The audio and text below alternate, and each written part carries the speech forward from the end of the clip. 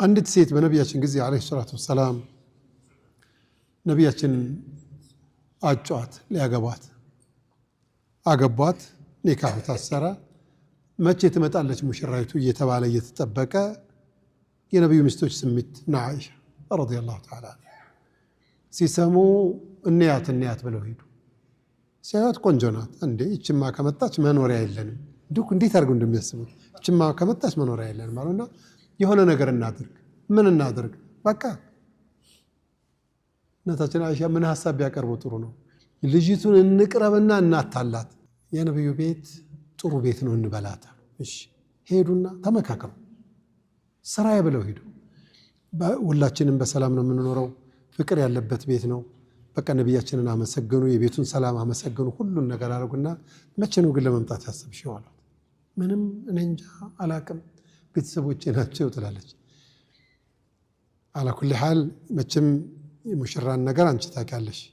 ወዲያው እሺ አይባልም አይሏት። ምን ይባላል? አላህ እናሳ ማንገራገር መግደርደር አስፈላጊ ነው። ሴት ልጅ እንደው ኮስተር ስትል ነው እንጂ ዝም ብሎ እሺ አይባልም ሁሉ ነገር አሏት። እውነት እየመከሩኝ ነው ብላ ሙሐዲስ ሰለምቲ ናት እሺ አለቻቸው። ሌላ ቀን መጡና እዛ እኛ ቤት የተለመደ አንድ ነገር አለ። ምንድነው? የመጀመሪያ ቀን ሊቀርቡን ከተጠጉን አዑዙ ቢላህ ነው የምንለው። አዑዙ ቢላህ ነብዩን እኮ ነው አለይሂ ሰላቱ ወሰለም። እሺ ብላ ሄድ አላ ኩሊ ሐል ቤተሰቦቿ ይዘዋት ነብዩ ቤት መጡ። የተዘጋጀው ቤት ገባች። ልጅቱ መጣለች ሲሏት ኧረ ብቻዋን እንዳትሆን ብለው ነብያችን ሄደው አሰላሙ አለይኩም ብለው እጃቸውን እንድጣል ሲያደርጓ እንደዚህ ገፈተረቻቸው። ምን ሆንሽ አሏት። ዝም እንዴ ሳትፈልጊ ነው እንዴ ወደ ትዳር ውስጥ የገባሽው? ዝም። ከዛ ለማረጋጋት ምን ሆነሽ ነው ብሎ ለማረጋጋት ሁለተኛ ጫን ሲሏት አዑዙ ቢላሂ ሚንከ ትላቸው። ነቢያችን ልውጥ አሉ አለይሂ ሰላቱ ወሰላም። ለቀድ እስተዓዝቲ ቢመዓዝ በትልቁ ጌታ ተጠበቅሽብኝ አሉና ዘወር ብለውም አላዩት። እጥፍ አሉና ቀጥ ብለው ወጡ ቤት።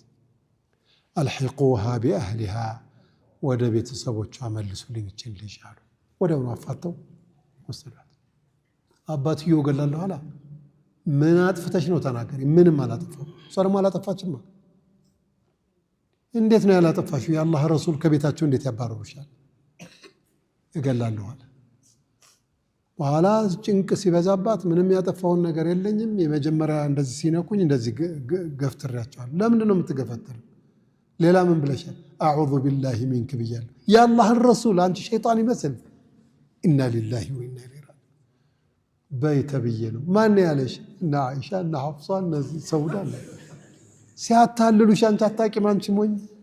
እንግዲህ የነብይ ሚስት እንዴት ይዋሻል ብዬ እንዴት ያታልል እንዴት ብዬ እናሳ በቃ እንደዚህ ስላቸው ትተውኝ ሄዱ።